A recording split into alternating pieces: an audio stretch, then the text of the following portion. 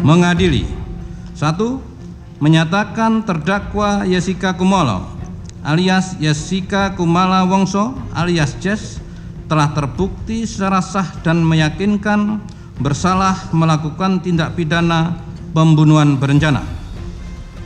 2. Menjatuhkan pidana terhadap terdakwa tersebut dengan pidana penjara selama 20 tahun.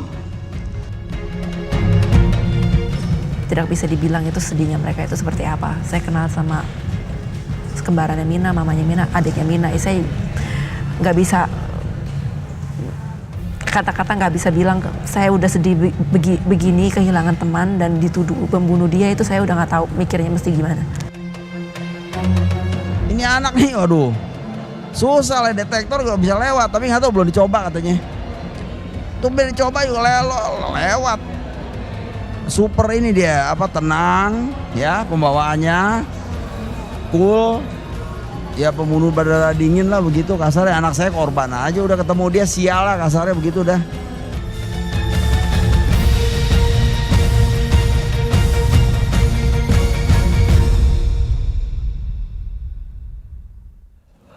Pemirsa, malam ini kita bertemu kembali di program wawancara eksklusif Karni Ilyas. Pekan ini berita yang viral di media, terutama di medsos, adalah soal pembunuhan terhadap Mirna Salihin oleh yang disangka atau divonis Jessica. Dan kemudian ini diinvestigasi kembali oleh Netflix, konon dari Singapura, dan kemudian mereka tampilkan di Netflix, dan itu kemudian menjadi viral, dan akibatnya opini yang selama ini publik menghujat ke Jessica bahwa Jessica lah yang membunuh Mirna, sekarang jadi berbalik, seolah-olah memang Mirna tidak bersalah. Dan semalam saya sudah mewawancarai pengacara dari Jessica, Otto Hasibuan. Malam ini saya mengundang orang tua atau ayah dari almarhumah Mirna. Dan malam ini beliau sudah hadir bersama kita, Bapak Edi Darmawan Salihin. Ya, selamat malam. Malam Pak Edi. Malam Bang Karni. Udah. Pak Edi mungkin menyaksikan semalam wawancara saya dengan Otto Hasibuan. Betul. Menurut Otto, dari proses persidangan, bahkan dari pemeriksaan sampai persidangan, itu banyak sekali kejanggalan-kejanggalan. Ada yang Pak Edi keberatan dengan yang dia omongin. Ini banyak nih. Ini boleh saya mulai dengan awal dulu Pak Karni? Boleh. Jadi pertama saya mau jelaskan soal yang kelihatan saya mungkin arogan, saya salah bicara. Di kesempatan yang baik ini dikasih kesempatan oleh Pak Karni, saya mohon maaf yang sebesar-besarnya. Dan benar-benar saya izin untuk memberi penjelasan yang jelas sekali supaya netizen dan warga Indonesia jangan terkecoh oleh Netflix. Kameranya ada di situ, Pak. Oh, sini ya. Ya. Jadi gini, Netflix itu saya ketipu sama dia. Jadi Netflix itu adalah orang Singapura yang punya, namanya Jessica Wong. Nah, yang syuting kita, direkturnya maupun sutradaranya itu namanya Rob Smith. Saya nggak dapat apa-apa dari dia, cuma dia minta tolong untuk menjawab. Ya saya jawab. Tapi kenyataannya apa yang dia tayangkan itu nggak sesuai dengan kenyataan yang ada itu. Waduh, parah itu Netflix tuh. Sehingga inilah yang terjadi. Makanya saya mohonlah izin kepada Bapak Ibu, adik-adik saya, karena Om udah tua kan juga sekarang. Pemirsa lah. Ya pemirsa lah, jangan sampai terkecoh oleh Netflix. Netflix itu dia cari duit. Kalau perlu diadu domba kita nih, kayak zaman Belanda dulu kita diadu domba, warga-warga dengan warga, yang dapat duit dia. Ya kalau Netflix kan belum apa-apa kita udah mesti bayar iuran itu, 160.000 berapa itu. Nah, jangan kita dikecoh, dia mau cari duit di Indonesia, diadu dulu kita nih, biar rame, wah dia viral deh tuh, dapat duit banyak. Saya ingatkan, jangan nonton Netflix, mendingan beli jajan di Gojek. Jadi kalau menurut saya itu Netflix itu nggak benar, dia udah nipu kita lah. Sandy di Jerman, saya juga kaget, dia juga mau si Rob Smith itu. Jadi kita selesaikan ya. Jadi Netflix itu mohon dilupakan aja karena dia itu bikin itu sampah lah kasarnya, rubbish ya. Jadi nggak benar. Biar dia denger ini si Robnya. Nah sekarang saya mau bicara mengenai ini kan waktu nih, durasi. Saya tahu persis dah, si Tiwan kan dulu undang saya bukannya sekali, ratusan kali. Pak Karni tahu itu. Nah, Otto Hasibuan kemarin kan diundang ke sini nih. Ya.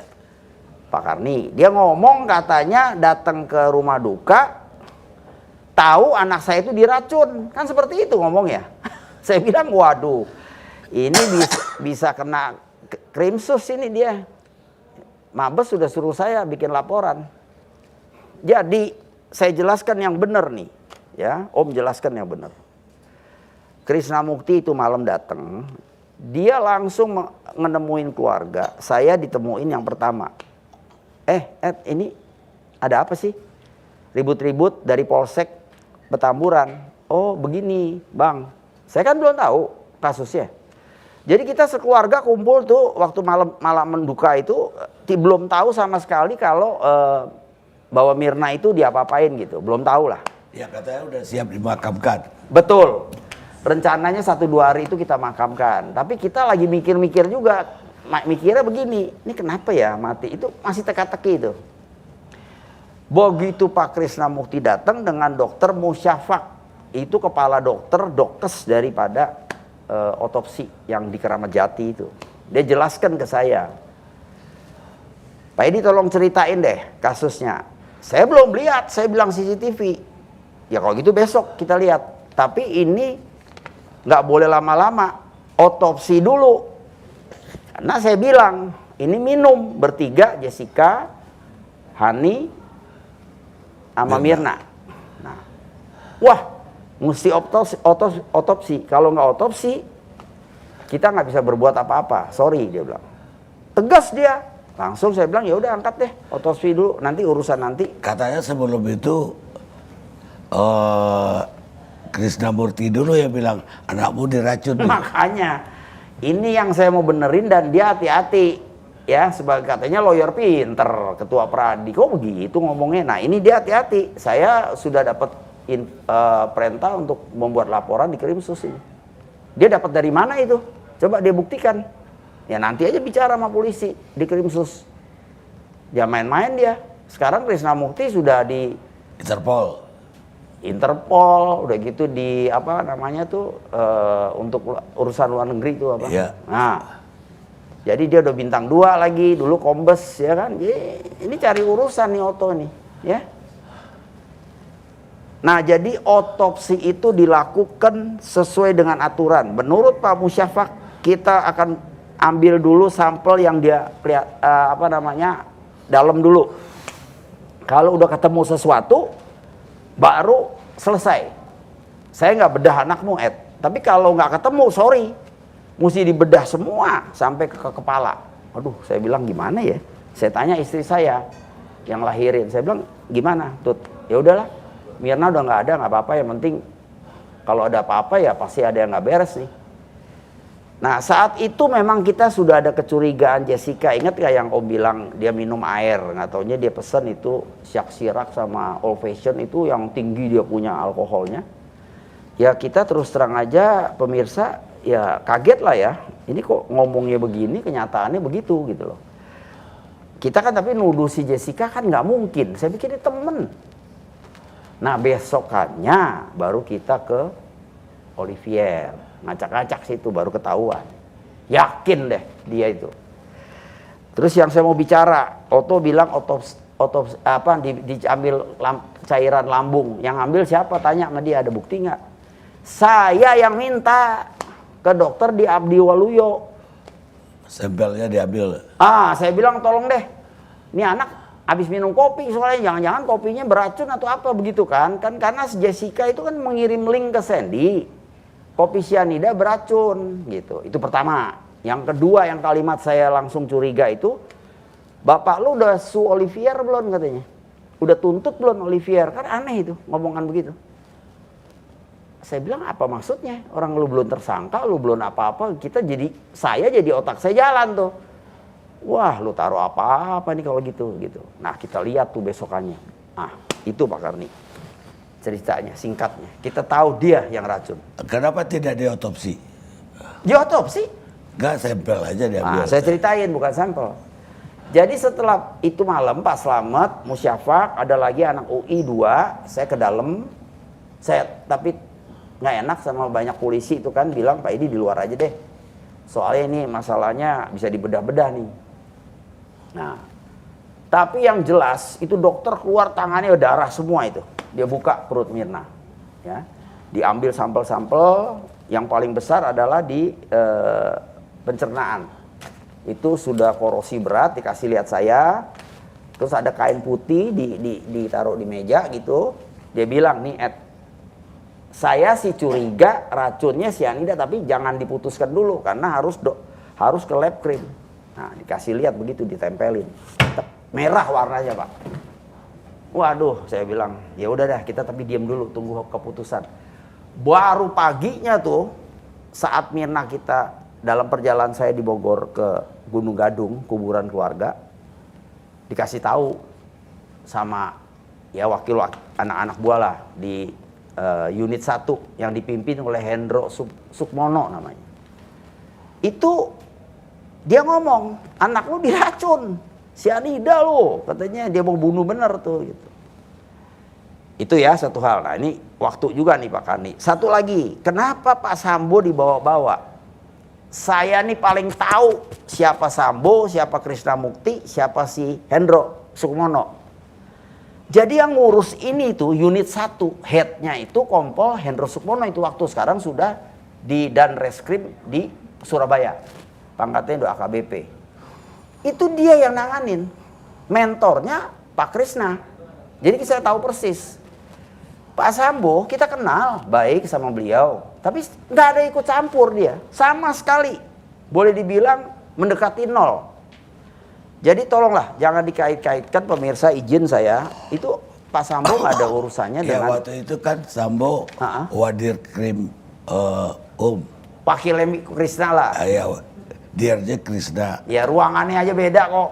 Iya pasti beda, tapi jabatannya di bawah antara kepala dan wakil. Iya betul, Pak Karni. Ya. Nah, tapi kata Oto semalam, dia tanya dokter Slamet itu, kenapa gak diotopsi?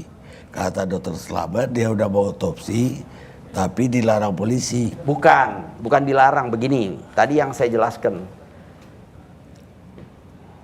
Pak Slamet bukan yang bedah anak UI itu, saya tahu. 3 orang, 2 orang. Pak Slamet yang ngeliatin dia, karena kan dia dokternya salah satu ketua dokter di Abdi Waluyo. Di Keramat Jati. Jadi supervisornya dia.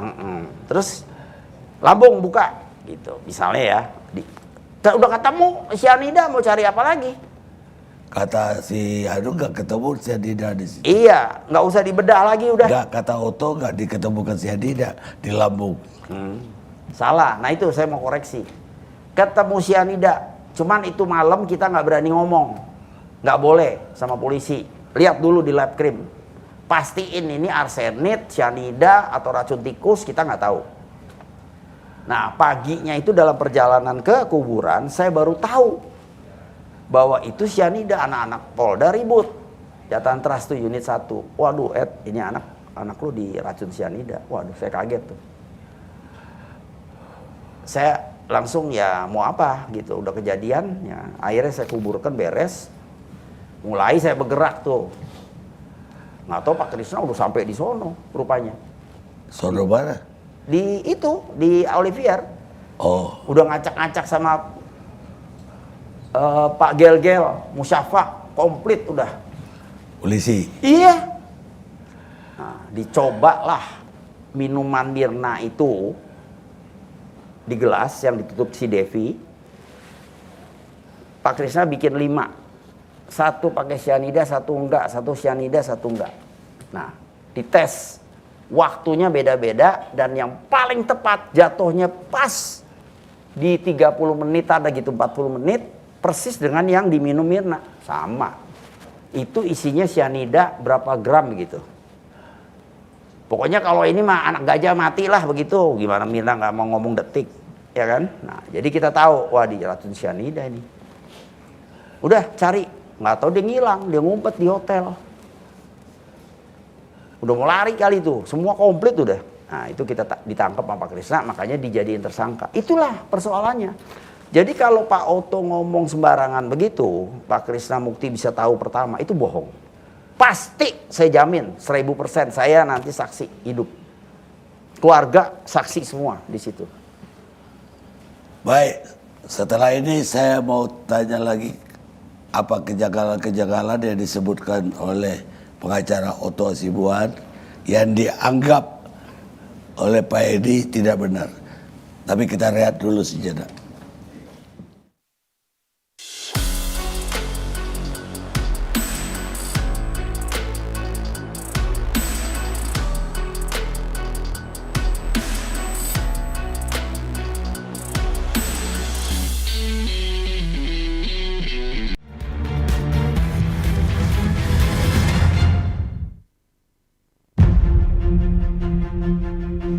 Mengadili. 1. Menyatakan terdakwa Jessica Kumolo alias Jessica Kumala Wongso alias Jess telah terbukti secara sah dan meyakinkan bersalah melakukan tindak pidana pembunuhan berencana.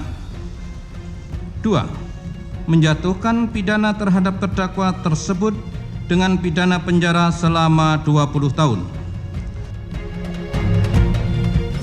Tidak bisa dibilang itu sedihnya mereka itu seperti apa. Saya kenal sama kembarannya Mina, mamanya Mina, adiknya Mina. Saya nggak bisa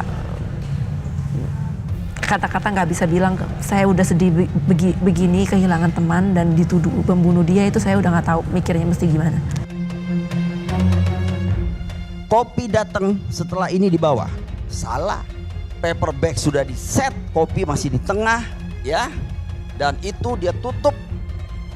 Makanya tidak ada alibi untuk menyatakan yang seperti semua kira bahwa ini kopi tidak diracun. Begitu kira-kira.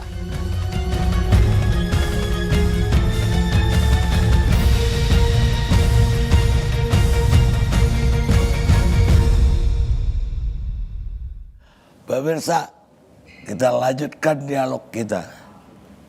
Pertanyaan berikutnya, kejanggalan yang dianggap oleh pengacara Oto lainnya adalah kesaksian beberapa orang yang melihat jenazah Mirna pertama kali, dokter-dokter pasti. Dan itu katanya Mirna itu bibirnya jadi biru, tangannya pun biru. Padahal kalau orang kena cyanida merah. Belakangan baru muncul foto yang bibirnya jadi merah. Betul, saya kasih itu. Tapi dicurigai foto itu ya direkayasa.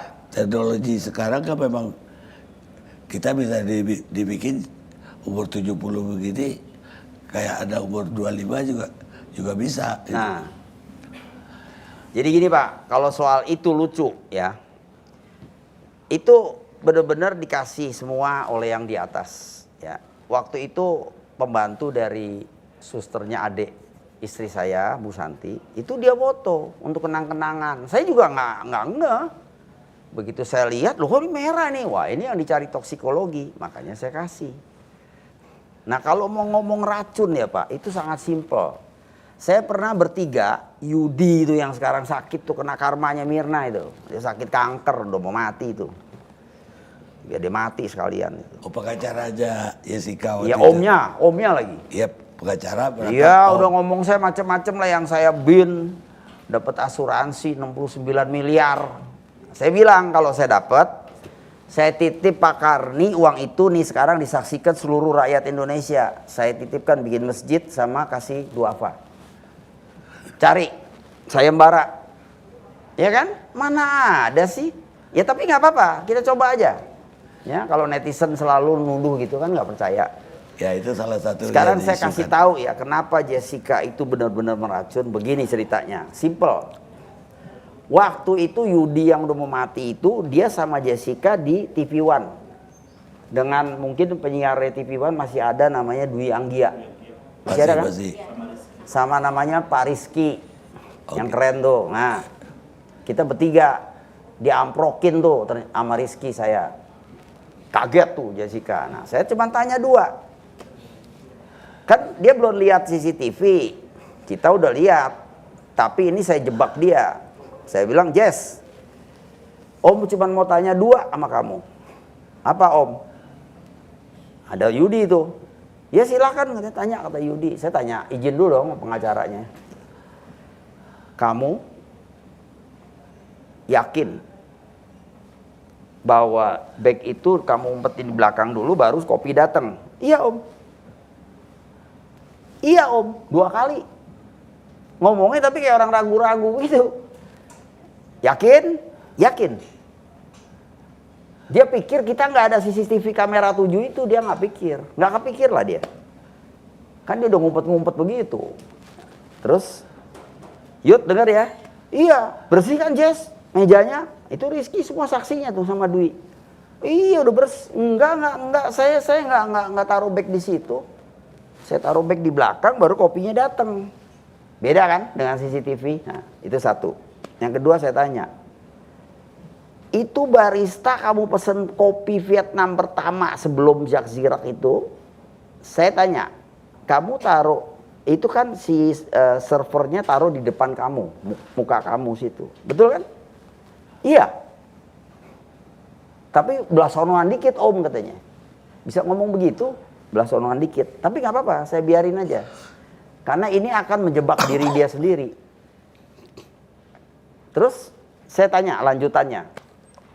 Apakah kamu sentuh gelasnya Mirna? Enggak, itu kan gelasnya Mirna, saya nggak pegang-pegang. Nah, sedotan saya belum tanya tuh. Yakin kamu nggak sentuh gelas Mirna? Yakin, sangat yakin. Pakai sangat lagi. Yudi saksinya. Orang itu buat Mirna dia mana pegang-pegang sih, belain omnya. Ya udah itu aja Yud. Maksudnya Anda apa? Dia tanya saya. Enggak. Nanti aja di sidang. Saya bilang begitu. Ini ketemu di mana? Di TV One. Oh, di TV. Dwi Anggia sama Rizky. Oke. Terus saya minta izin pulang udah. Nggak perlu banyak ngomong. Itu aja. Kena dia udah. Nah, ternyata setelah dibuka TV. Beke di depan. Kopi baru dateng. Kemudian Jacques Chirac datang. Itu datang setelah dia meracun. Yang kata menurut forensik itu apa namanya, yang digital forensik, Pak Nuh memperlihatkan pixel. Nah di jam itu 15-20 menit itu yang menguasai kopi cuman setan nama Jessica. Bagaimana ada orang lain? Bukan soal itu. Apa? Yang masalah kan sekarang ini tidak ada pembuktian Bahwa itu cyanida.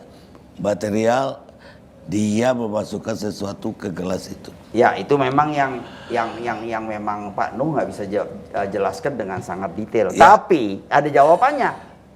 Masalahnya ada jawabannya.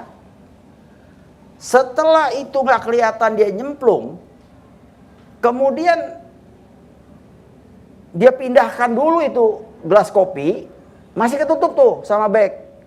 Baru kemudian bagnya diangkat 2, terus satu lagi yang terakhir.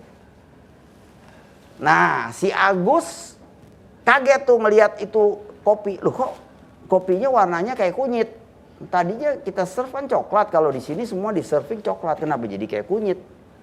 Itu dia yang dilakukan percobaan sama Ima Degel-gel sama Pak Krishna Mukti, ketemu tuh persis jamnya itu, yaitu udah ada sianidanya. Yaitu pinternya dia lah. Ya. Oke, dia ada sianida, tapi dia memasukkan itu tidak ada buktinya. Ada gerakan pixel doang. Memang nggak kelihatan secara jelas. Nah makanya tolong ditayangkan nih obunya nih. Dia juga masukin sesuatu nih. Bisa nggak? Bisa nggak? Nih. Ti. Ini dia masukin sesuatu nih, sianida nih. Ini kita di Polda waktu itu rame-rame sama Pak Tito, ada Pak Krisna. Nah jadi kita potong dulu, ini lagi nunggu. Loading dulu. Kok Pak Tito ikut turun tangan? Pak Tito ngelihat ini justru dia panas tuh. Wah, lu bakalan sidang ini scientific rame nih. Dia bilang begitu. Tuh lihat tuh. Nah ini kenapa kita nggak keluarkan dulu waktu sidang? Kita nggak mau dia dihukum mati. Biarin dia keseksa. Kalau bisa seumur hidup, maksud saya begitu. Saya maunya begitu, jangan dihukum mati, keenakan dia, mati mah ditembak mati, selesai. Nah nih,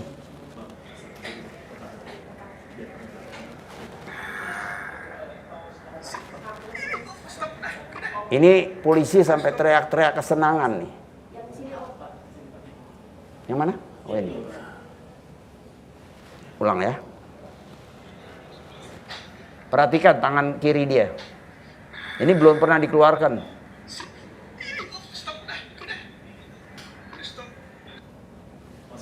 Jadi polisi sangat senang sekali itu hari sampai lompat dia.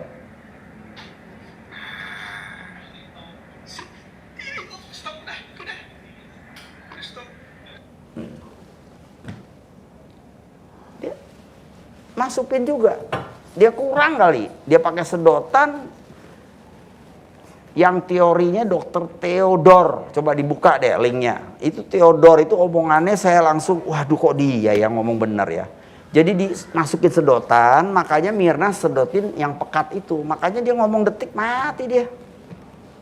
Nah itu, jadi ini nggak usah Pak Oto segala Hotman Paris ikut-ikutan segala, percuma.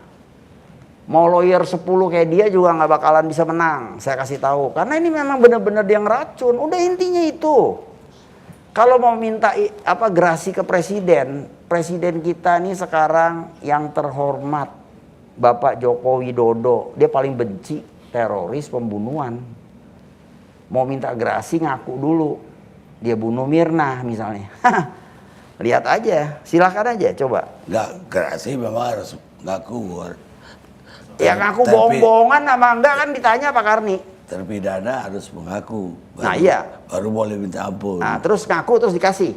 Waduh ngimpi kali. Nggak ada yang dikasih, ada yang enggak. Kalau enggak ya hukuman mati.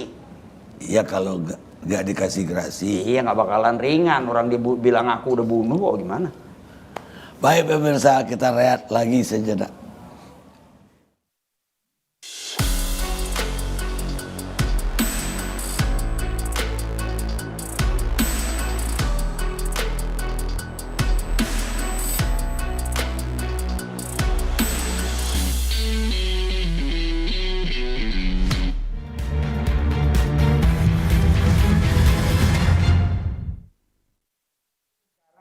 Pemirsa, kita lanjutkan diskusi kita. Apalagi yang janggal? Apalagi yang janggal? Ya, bukan janggal. Yang dibilang oleh Otto janggal. Yang dibilang oleh Otto janggal, apa ya? Ya ini sekarang karmanya Mirna kayaknya jalan tuh. Omnya tuh yang namanya Yudi yang nuduh saya macam-macam lah, ini ono lah. Wassalam sekarang dia. Ketemu dia sama Mirna. Ya kan? Nah jadi hati-hati aja lawyer yang lain, bukan saya nakutin. Itu karma loh, jalan itu. Terus asuransi sudah, ya mohonlah bener-bener nih para netizen jangan dibodohin oleh Netflix. Netflix. Jadi kayak saya udah jelaskan kan tadi, yang punya Netflix itu adalah Jessica Wong di Singapura. Dia punya Netflix. Nah, si bule ini avanturir, kamera aja dia sewa. Saya kena tipu sama dia.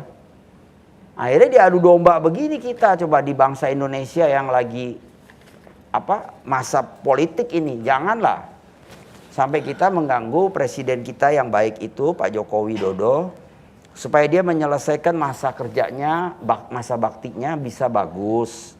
Kita milih presiden yang sesuai dengan hati nurani kalian. Jangan ditambah lagi urusan Mirna Jessica. Jessica ini udah jelas penjahat. Dia bunuh Mirna. Mau diomongin sejuta kali juga saya pasang badan lah. Pokoknya udah pasti dia yang bunuh. Kan saya udah jelaskan kalau dia nggak ketemu Mirna.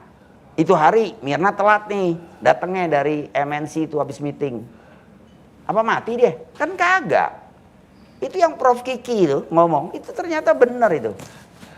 Kalau dia nggak ketemu sama si Jessica itu, nggak mungkin mati itu Mirna itu. Sampai sekarang masih sama saya mungkin.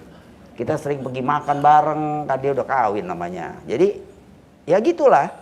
Itu kehidupan ya, sudah ditentukan oleh Allah SWT. Ya inilah kejadiannya. Tapi katanya Apa? minggu ini juga rame. Katanya Pak Edi itu pernah punya atau pernah melihat botol sianida. Oh ya, soal botol saya jelasin. Itu saya terus terang, itu waktu saya beli parfum Hermes di Australia, saya dapat botol itu. Waktu saya pakai, saya ngeliat, ini botol kok persis bener ya sama sedotan. Karena kan Mirna matinya karena sedotan itu, dimasukin sianida. Jadi kalau sianida dimasukin tuh botol, dicolok. Kan si Jessica ngomong, dia datang ke Grand Indonesia ke WC. Dia colok ke WC, dia udah ambil sedotan, beli atau bagaimana, dia tuker tuh, dia switch. Makanya cepet ngomong detik. Ya itu teorinya Dr. Theo itulah yang paling bener. Ya, jadi saya mohon maaf sekali lagi kalau botol itu apa hubungannya dengan sianida? enggak, saya cuma berpikiran aja, crazy thinking aja. Jadi bahwa itu botol kalau dicolokin sama si siapa ini? Sedotan, ya, itu langsung jadi itu barang, begitu. Itu botol apa yang dipegang waktu itu? Itu parfum Hermes. Kalau beli coba deh kalian Hermes.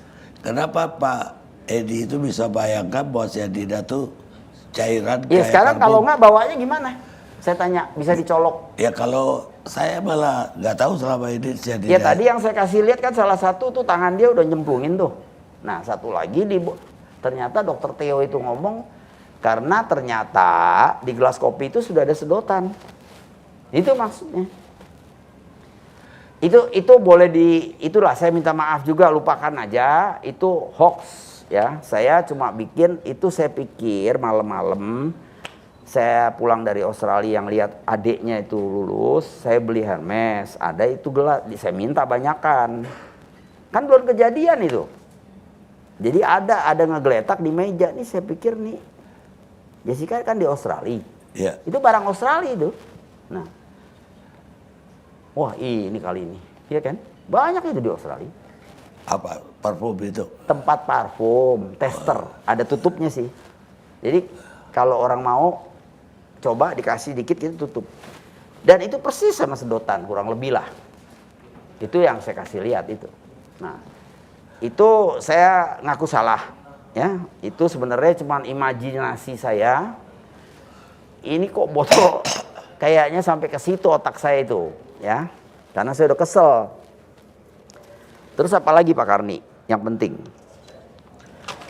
Nah itu Otto bilang, Jessica cengangas-cengenges, cengar-cengir, bisik sini, bisik sana, kayak pacaran sama Otto, belakang nangis. Itu kepala keamanannya Syarifuddin itu teman saya.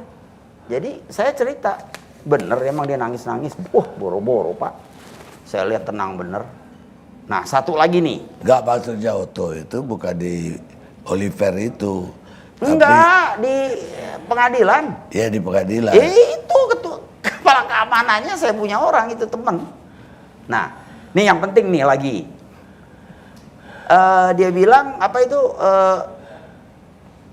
Amir Papalia. Itu paling penting tuh. Coba sekelas Otto Hasibuan bisa menasehatin kliennya untuk bicara di duplik, membawa-bawa Amir Papalia. Kok Tuhan itu begitu baik sama saya, Allah itu maha besar, ya. Tahu nggak Amir Papalia itu bekerja sama dengan siapa sebagai wartawan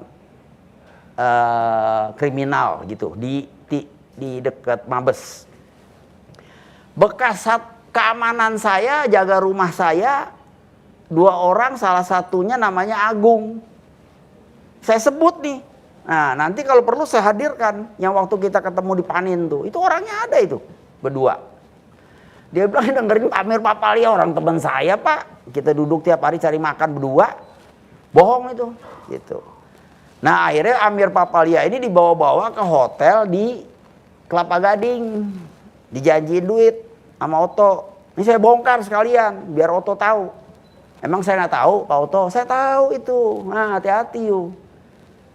Dia bikin di duplik ngomong bahwa si Arif bunuh si Mirna melalui si Rangga kasih duit. Si Amir disuruh ngomong gitu. Nah, makanya dia nggak berani datang. Diancam kan sama orang Polda, lu mau ngapain? Dia bilang mau minta duit. Nah, saksinya Devi. Devi boleh dipanggil ke TV One, suruh cerita. Devi itu siapa? Devi itu manajernya Olivier. Oh. Akhirnya belakangan setelah kasusnya udah lama, ketemu tuh dia berdua. Iya Bu Devi, saya perlu uang, mau dikasih duit mau Otto. Seperti itu. Itu gimana ceritanya tuh? Itu duplik loh. Otto itu mengaku semalam bahwa dia itu tidak dibayar 1 peser pun. Ya. Ya ngapain dia harus bayar orang lain lagi? Emaknya sampai jual ruko, jual rumah. Maknya siapa? Emaknya Jessica. Emang saya nggak dapet info. Duitnya banyak habis, dipersin sama Otto. Nggak dibayar. Hebat ya. 8 bulan hidup dari mana? Mau ke Alaska lagi. Gak deh, mau ke Alaska itu sebelum Jessica terbunuh. Iya, kan mau jalan-jalan dia. Gaya dia kan main golf begini-begini hidupnya glamor. Duit dari mana? Kan dari klien.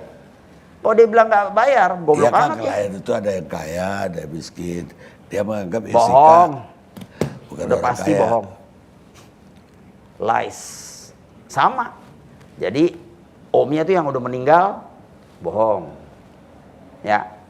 Otto sebagai lawyernya bohong. Emaknya bohong. Jessica-nya raja bohong. Inilah yang terjadi, saya mohon. Makanya bener-bener saya mohon deh.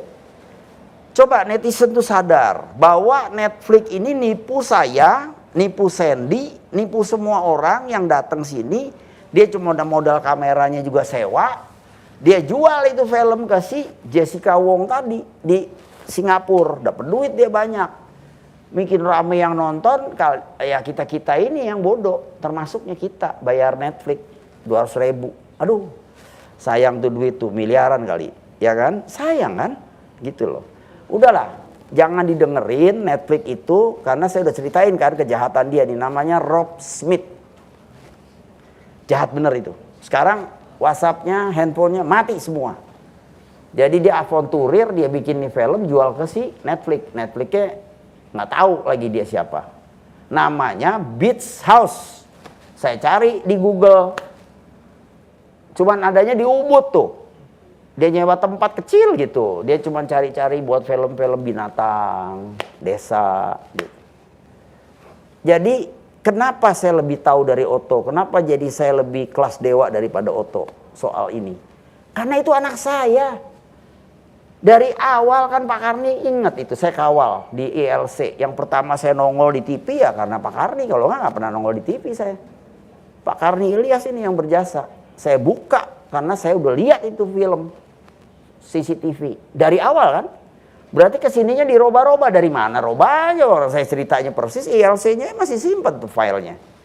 Jadi begitu ceritanya. Bagaimana dia mau lawan saya? Dia kan nggak di TKP.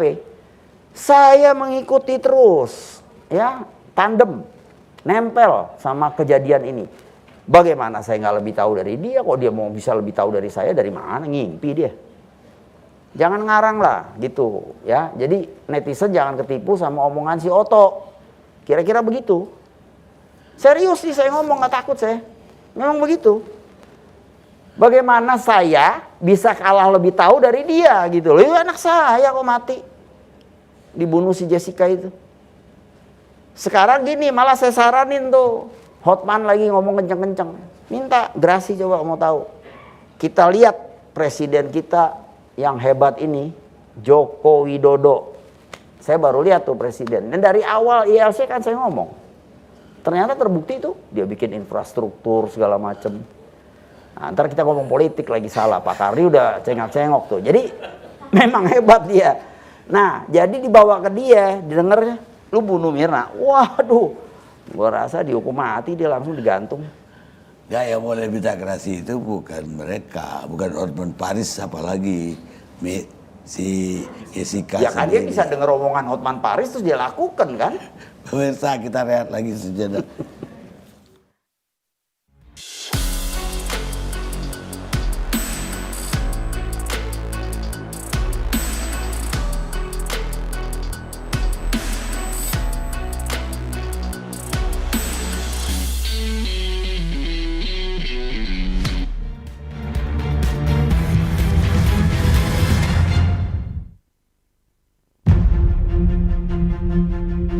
Mengadili. 1. Menyatakan terdakwa Jessica Kumolo alias Jessica Kumala Wongso alias Jess telah terbukti secara sah dan meyakinkan bersalah melakukan tindak pidana pembunuhan berencana. 2. Menjatuhkan pidana terhadap terdakwa tersebut dengan pidana penjara selama 20 tahun. Tidak bisa dibilang itu sedihnya mereka itu seperti apa. Saya kenal sama kembarannya Mina, mamanya Mina, adiknya Mina. Saya nggak bisa kata-kata, nggak bisa bilang saya udah sedih begini, kehilangan teman dan dituduh pembunuh dia. Itu saya udah nggak tahu mikirnya mesti gimana. Kopi datang setelah ini di bawah. Salah. Paper bag sudah di set, kopi masih di tengah, ya. Dan itu dia tutup. Makanya tidak ada alibi untuk menyatakan yang seperti semua kira bahwa ini kopi tidak diracun. Begitu kira-kira.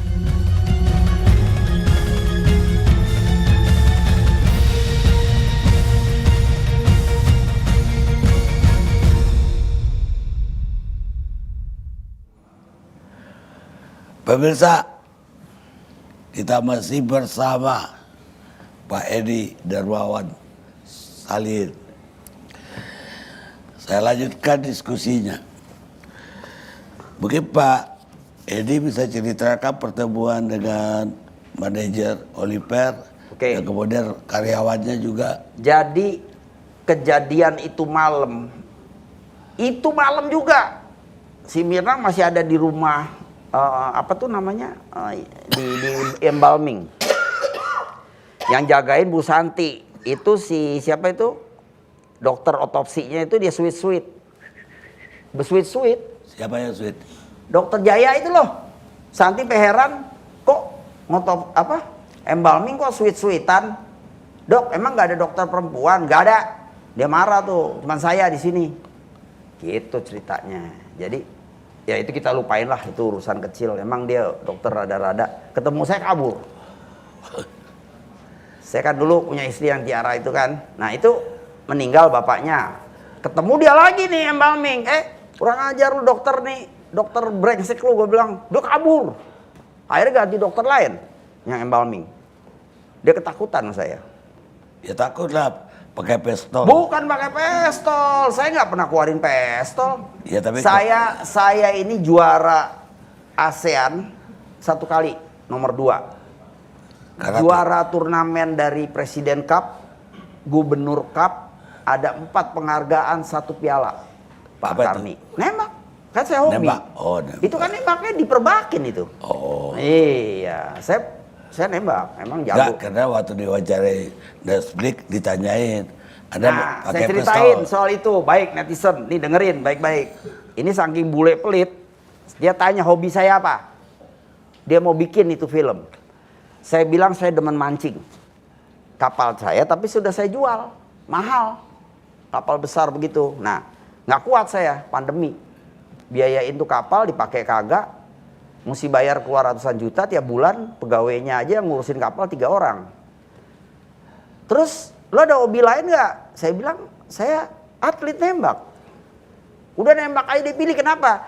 Waktu saya ajak ke Marina Pantai Mutiara, mau sewa kapal. Saya bilang tanya sendiri aja, berapa duit? Dia pikir murah kali.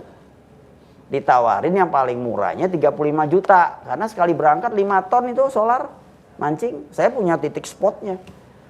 Kalau bilang tukang mancing aja tanya saya, se-Jakarta tahu. Edi Cacing nih, paling jago mancing gitu. Nah, saya mau mancing, ajak dia. Wah, itu ada namanya Bu Bince tuh, asisten dia itu. Gila mintanya 35, dia gak bakal mau bule. Tanya dulu Rob itu, hah what gitu. Udah terus dia pilih hobi saya yang satu lagi nembak. Ya saya kasih lihat nembak murah kan, nembak kan gak bayar, pelor doang rugi. Saya kalau nembak malah ratusan pelor situ. Biasa angkatan darat. Ya, sama polisi bareng-bareng kita. Orang Densus segala macam. Gak ada masalah. Nah, karena dia pelit, dia ajak saya yang murah tuh nembak. Baik, tapi kembali lagi ke cerita tadi. Ya, nah, ini malah si Devi sama si siapa Rangga tuh kayak gagap. Bukan gagap. Itu malam saya langsung sama minta Devi, manajer Olivier, ada satu lagi Ileng waktu itu sama Rangga. Saya bawa kantor polisi di Jati Baru. Untuk interview. Apa sih yang terjadi? Coba cerita. BAP deh. Hah? Interview atau BAP? Interview, belum BAP itu. Nah, di interview. Gue bilang, Dev, lu bagaimana sih kopi lu? Anak gue mati nih. Lu jangan sampai jadi panjang. Siapa yang punya? Ini. Oh, saya kenal semua lagi. Ya udahlah. Saya telepon, saya minta dia periksa. Nah, di situ cilaka. Kalau si Rangga kan lihat peringai saya. Devi kan melihat saya. Mikir juga kali dia kalau salah ngomong kan gak enak. Jadi sebetulnya Devi itu jelaskannya sangat jelas. Kenapa?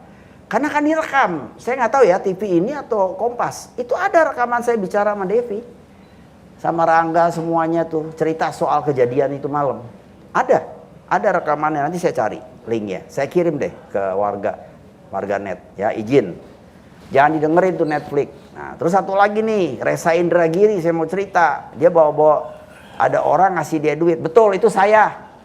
Saya akuin udah. Buat apa? Ini malam saya ngaku Pak Karni. Jadi ceritanya begini, kita jadi narasumber itu waktu saya sebagai korban, si Reza Indragiri sebagai ahli forensik. Korban apa ini? Korban mati anaknya lah. Oh, bapak korban. Di interview. Setelah di interview kita duduk tuh di ruang duduk. Dikasih makanan kue gitu, minum. Terus saya tanya, bang naik apa bang? Naik taksi, naik apa tuh? Grab. Nggak tahu lah naik kereta apa naik bus saya nggak tahu. Online Dia lah. rumahnya di Bogor, belakang rumah teman saya. Terus kita baiklah. Saya sih nggak mau musuhan sama siapa juga. Dianya aja yang mabok. Nah, nggak tahu dibayar oto apa enggak itu. Dia ngomong begitu. Dia kencing. Terus saya selipin duit berapa juta perak lah begitu. Maksudnya supaya dia bisa pulang, punya uang. Kesian nih. Dia jadi narasumber kan suka dikasih tuh duit tuh kecil-kecil. Kalau saya kan bagiin buat duafa, kenapa? Nah ceritanya seperti itu. Jadi saya itu yang kasih bukan orang lain enggak. Saya ngaku. Dia lari ke KPK. KPK orang teman saya di situ. Dia telepon, lu kasih duit sama siapa itu? Ngapain dia ke KPK? Nggak tahu, dia mabok. Dia ke KPK katanya saya nyuap 3.000 perak, 3 juta perak nyuap. Kan di situ paling dikit 1 miliar. Dan harus merugikan negara. Emang dia siapa? He is nothing. He is nobody. Dia cuma komentator begitu. Saya akuin sekarang. Nggak apa-apa. Kenapa? Ya laporin aja. Dia ke polisi akhirnya. Disuruh KPK ke polisi aja loh. Ke polisi. Ya polisi tahu sendiri Palmerah. kenapa lo dikasih ongkos kali? Dia telepon saya tuh polisi, Pak Edi itu dia bilang katanya nyogok, buat apa sih? Orang kayak gitu modelnya katanya, ngomongnya aja ngaco kayak orang pinter gitu. Kagak, gue kasih dia uang buat ongkos pulang ke Bogor, main Bogor jauh. Oh gitu, ya udah deh ntar gue yang atur gitu, malah duitnya diambil, selesai lo. Pulang ke tangan kosong si goblok itu. Saya kasih, saya akuin. Apalagi tadi tuh? Tapi Satu lagi apa? tapi berarti kenal semua polisi dong. Lah, sejak kasus Mirna ini saya memang kenal beberapa. Lah gimana sih saya ngurus orang Densus segala nembak-nembak begitu, gimana nggak kenal sih? Kenal aja gitu. Sedangkan juga supplier senjata untuk polisi. Enggak. Saya waktu itu angkatan darat. Ya, di supplier kata Babek Kabri. Menyuplai Babek. Iya, pernah sama temen dulu. Logistik, Bayarnya tahu sendiri kan. Ya logistik susah. Polri enggak. Bangkrut. Nggak mau terusin. Terus apa sekarang bisnisnya? Nah, Om sekarang udah pensiun, udah tua. Jadi Om mohon izin nih sama pemirsa. Om sekarang ke gunung, larinya ke Bogor tuh daerah Pamijahan situ. Tahu nggak, Cemplang tuh. Om nanam cabe, udah panen 2 kali, ya lumayan lah buat hidup ya. Terus tanah Om yang di mana Bitung itu buat ngumpulin singkong dari Lampung. Semua Sumatera turun ke singkong ke bos saya tuh namanya Haji Tabroni, itu dia kirim ke Merak tuh, deket kan sama pelabuhan Merak, saya punya tanah. Nah itu kita jual ke si orang Korea. Saya nggak ikut ekspor karena ekspor sekali gagal, ditolak. Nah kalau melalui Korea ini dibayar terus, biarinlah untung lebih dikit nggak apa-apa. Nah itu kerjaan Om sekarang kayak begitu, bukannya kerja yang hebat-hebat lagi Om seperti dulu yang karyawannya sampai 6.000. Pak Kardi juga tahu. Itu jasa yang semua kartu kredit kita handle itu. Jadi Om buka-bukaan nih malam nih, bleng. Om udah tua juga, mau ngapain nggak bohong? Saya akuin semua, ayo tanya netizen. Buka WhatsApp aja. Baik, pemirsa kalau ada yang mau dipertanyakan boleh dikirim WhatsApp, Om WhatsApp jawab. ke nomor berapa tadi? Akun Twitternya aja. Ke akun Twitter Kardi Ilyas. Ada Karniles Club. Kardi Ilyas Club. Ya, mohon pemirsa bisa tanya sekarang apa aja. Bukannya Om pinter gitu, enggak. Karena ini anak Om sendiri. Jadi janganlah dengerin Netflix. Netflix itu penipu. Jahat dia. Mending kalau kita dibayar.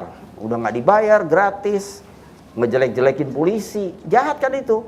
Negara kita lagi mau ada pemilu, mau apa. Pak Jokowi pusing lah nanti. Kita mau tenang ya. Negara kita udah bagus, berjalan. Di negara orang tuh Sandy aja bilang di Jerman susah tuh hidup. Jangan kira gampang dia di desa sampai tuh sama suaminya. Ini masih live kan? Kata si Otto semalam, Apa dia? orang dari KP Oliver yang memindahkan data CCTV ke flash disk tidak pernah dipanggil persidangan sebagai saksi. Nah sekarang Dia pemirsa, mengatakan itu membuat ya Om izin tidak nih. ada bukti dari mana asal usul flash disk tersebut. Itu namanya lawyer, cari-cari aja. Inilah ono, dia kutak-katik aja dia semua. Om kasih jaminan nyawa Om. Kasih jaminan Pak Nuh, Kombes itu. Ya, kasih jaminan satu lagi tuh siapa? Digital forensik.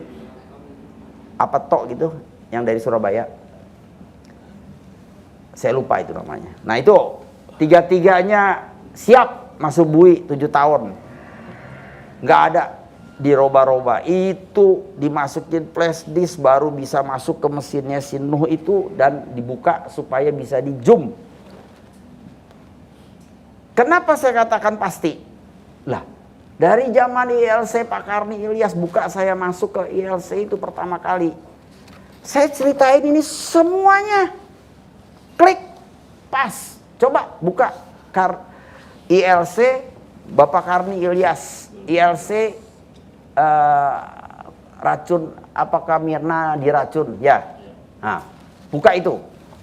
Terus samakan dengan kejadian sekarang nih, yang kemarin. Persis itu. Nggak ada yang salah. Semua sama. Berarti kan saya ini nggak ngarang. Om tahu dari mana? Dan robah bagaimana? Nggak bisa. Itu kenyataan. Fakta berbicara Pak Karni. Itu. Apalagi? Ada lagi itu dua aja. Ada kamera CCTV yang mengarah langsung ke meja tempat Jessica duduk di KPU Liper. Namun tidak pernah ditayangkan oleh jaksa penuntut umum. Maksudnya? Padahal sebuah gerakan Jessica bisa dilihat dari rekaman kamera tersebut. Gini ya, kalau ngomong itu kita gampang. Kita lihat aja waktu dia membunuh Mirna. Jamnya itu kan Pak Edi Edward kalau nggak salah linknya ada itu. Pak Ikiki, Hakim Agung. Lihat jam itu. Pas 4.40 sampai 14.52 ya kalau nggak salah. Nah, pokoknya ada berapa menit jeda itu, 15 atau 20 menit. Yang dibilang saatnya Jessica masuk itu cyanida. Ya. Lihat itu aja. Kemudian dari mana? Oto sekarang selalu berkali-kali tanya, kok itu apa yang dimasukin cyanida apa garam, ya kan? Itu buktinya, itu akhirnya menjadi kunyit. Itu saksinya barista semua ngetes muntah-muntah, itu cuma ditetesin doang begitu. Coba aja. Yang minum cuma Mirna, yang lain tuh cuma diketel-ketel begitu aja di lidahnya aja udah kayak digerogotin katanya. Devi itu saya tanya, waduh untung gua nggak mati lo katanya. Gitu ceritanya. Oto bilang kemarin kan dia bawa air tuh, dituang-tuang diminum 4 orang, ngaco aja, mati semua lah. Jangan ngarang itu. Dan itu melebihi kapasitas dari gelas. Ya nggak ada gunanya. Itu mendramatisir aja dia sebagai lawyer. Kalau lawyer pinter bukan begitu. Nih Ed yang bunuh nih. Siapa namanya nih? Enggak. Mbak Titi nih misalnya. Nih Ed yang bunuh tuh, ngaku tuh dia bunuh. Jangan Amir Papalia lu bawa. Tukang tipu. Saya kan tahu itu. Dan dia bilang itu garuk itu cuma sekali. Si Jessica menggaruk celana itu sekali. Oh. Tapi direkayasa. Mau sekali atau tidak saya kasih tahu nih soal celana. Itu pembantu pernah saya kontak, itu robek sedikit itu karena itu potasium itu. Jadi itu nggak usah diomongin lagi lah. Itu udah barang udah hilang, mau diomongin kayak apa juga. Katanya robeknya di belakang, bukan di depan. Bohong. Itu depan, korek-korek. Pemirsa, kita lihat lagi sejenak.